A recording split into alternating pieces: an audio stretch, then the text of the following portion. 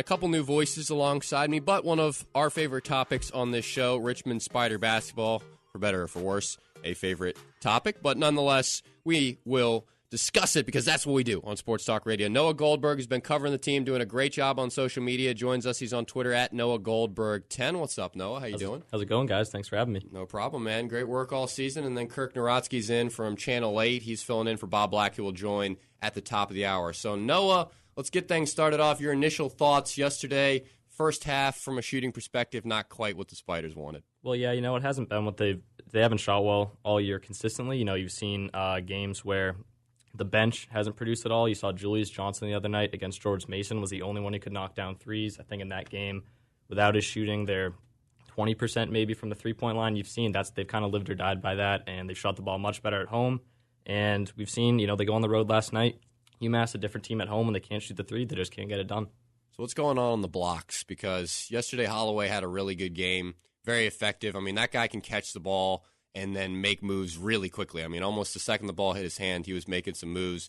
Grant Golden got that assignment from the majority of the game. What did you see from that matchup? Well, I think you've seen all year with Grant is the thing that his footwork's been great on offense. You've seen that. He has the quickness, but defensively sometimes the instinct isn't there.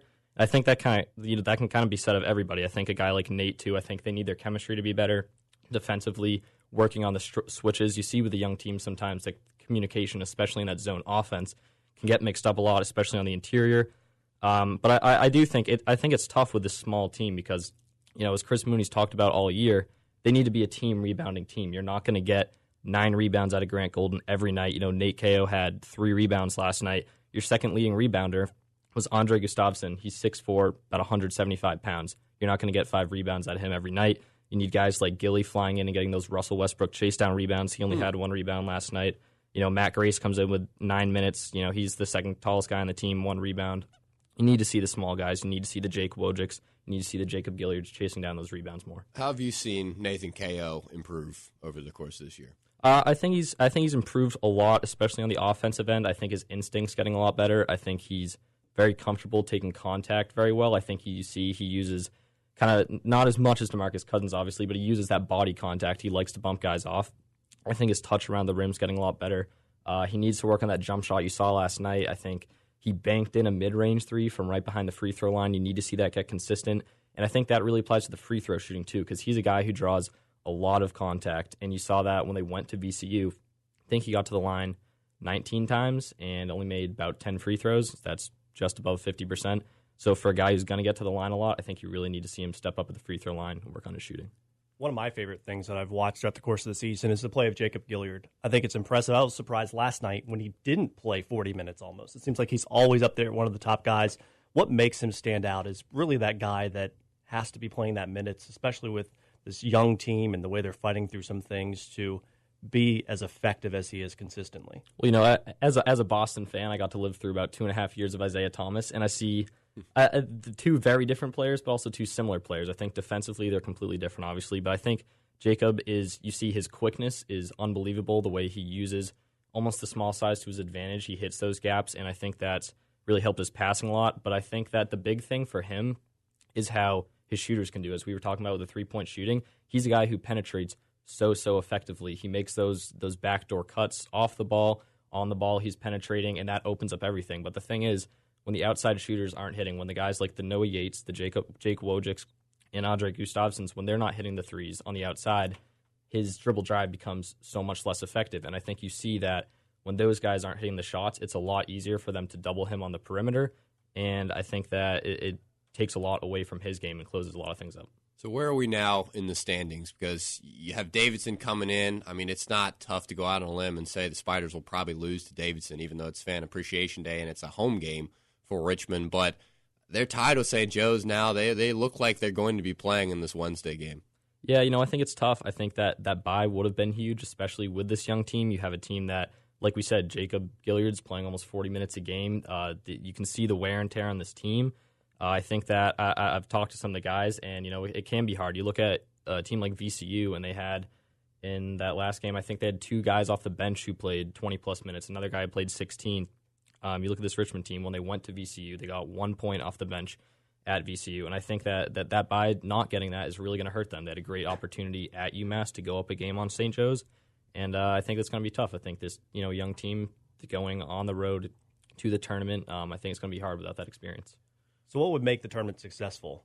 I know most people don't probably think they can win out, but would it be 1 win, 2 wins? Do you think they can, as we talk about, when this team is shooting well, they're really tough to beat, but there's really no middle ground. So what would make the A-10 tourney successful? I think you want to see consistency on the defensive end. I think you want to see them show that chemistry, like I said, having that nonverbal communication, knowing where your guy's going to be, knowing that switch without having to say that switch.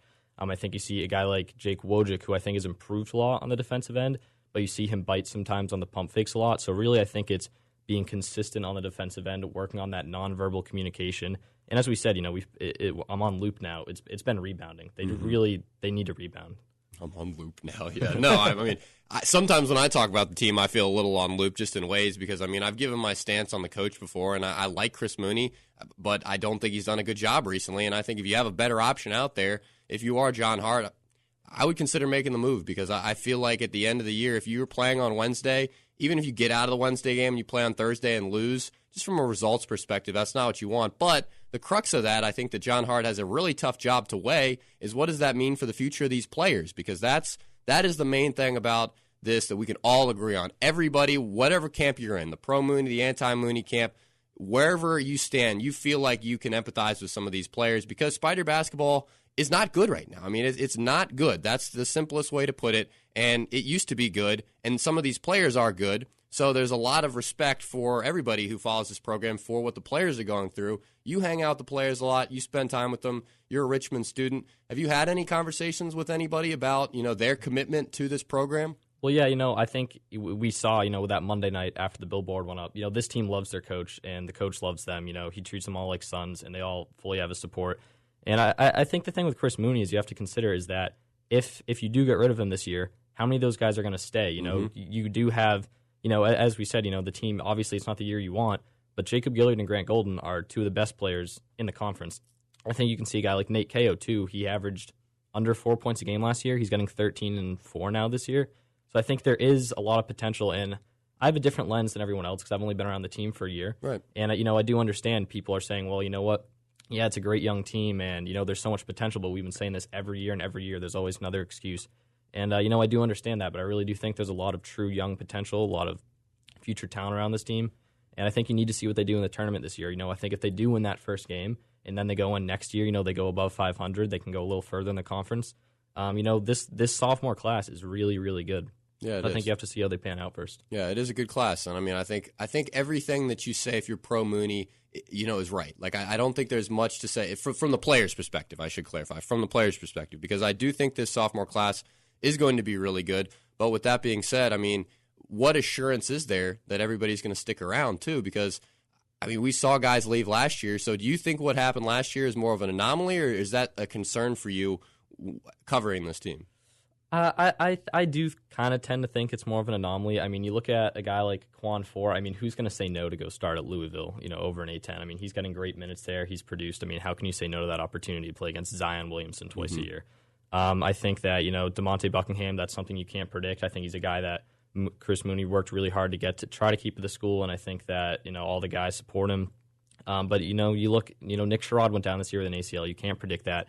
Blake Francis was getting 17 points per game last year at Wagner. I think he's going to be a really great addition to the team next year. Don't forget what Marcus Evans did before he transferred to VCU. Yeah, I mean, exactly. He was a great player.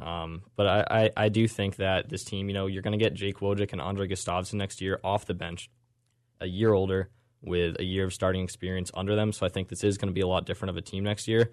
But like I said, there's still no rebounder coming in next year, and that's been their real. That's been their Achilles heel this year. And so I think you really have to see, even if they can score the ball, can they get consistent on defense next year, and can they rebound? So with all that in mind, let's take a look at one other thing about this game yesterday that I thought flew under the radar in the UMass game and kind of ties into what you were saying. Lawan Pipkins on Snapchat said that he was going to transfer, and he said that he was going to head on out and use his final year of eligibility elsewhere. Obviously, we know how great he's been for UMass, certainly a name considered amongst one of the top players to ever play for the Minutemen. Program's not very great, not traditionally very John prestigious. Well, that's true. Very good point. But still, the results from on the basketball floor of late perspective have not been there. Not as bad as Fordham, obviously. But My point is, with Pipkins transferring out, what's your take on the transfer culture in all of college basketball and these A-10 schools kind of being not used as stopping points, because I don't think that's quite fair to the A-10, but there are guys who are currently using them as stopping points to go elsewhere. Oh, yeah, no, I do think that's a good point. I think, there's kind of this divide in the culture. You have the one-and-done culture, and then you have the graduate transfer culture. And I think, can't remember who I heard, but one of the college coaches said, it might have been actually a college football coach, the graduate transfer is making college sports into a free agency now. And I think that's changing the game a lot, and I think that's going to make it a lot harder for these mid-major teams to keep up, because you see, a guy like Quan Four, he has a great couple of years at Richmond, but the minute Louisville comes calling, he's going to leave, which is why I think that recruiting is just going to be more and more important.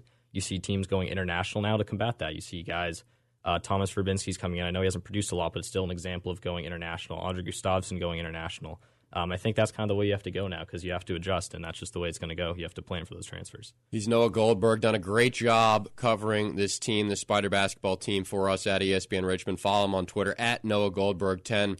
Thanks, man. We'll do it again sometime soon. Absolutely. Thanks for having me.